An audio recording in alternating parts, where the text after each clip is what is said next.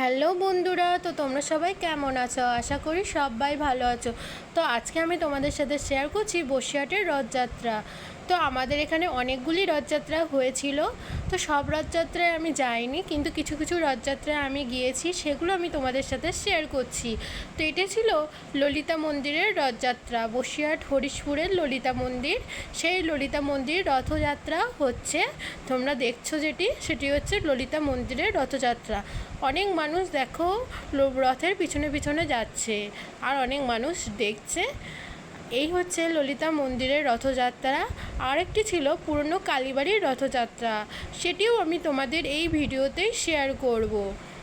এছাড়া যেখানে যেখানে রথযাত্রা হয়েছে সেগুলোই আমি তোমাদের সাথে বলছি। যেমন পুরনো কালীবাড়িতে হয়েছে রথযাত্রা, আরেকটি রথযাত্রা হয়েছে আমাদের পিকনিক স্পটের রথযাত্রা, আরেকটি রথযাত্রা হয়েছে প্রান্তিক মাঠের রথযাত্রা। এছাড়া আরও অনেকগুলো জায়গায় রথযাত্রা হয়ে থাকে, যেমন রামেশ্বরপুর ঘোষবাড়ির রথযাত্রা। বসিরহাটের রামেশ্বরপুর ঘোষ পরিবারের রথযাত্রা ও দুর্গাপুজো ইতিহাসে কয়েক শতাব্দ প্রাচীন। জমিদার গদাধর ঘোষের সময়কালে এই উৎসব ব্যাপক প্রসার ঘটে, যা আজও এই এলাকার ঐতিহ্য বহন করে চলেছে। আরেকটি রথযাত্রা হয়ে থাকে মেরুদণ্ডী এলাকায় রথযাত্রা।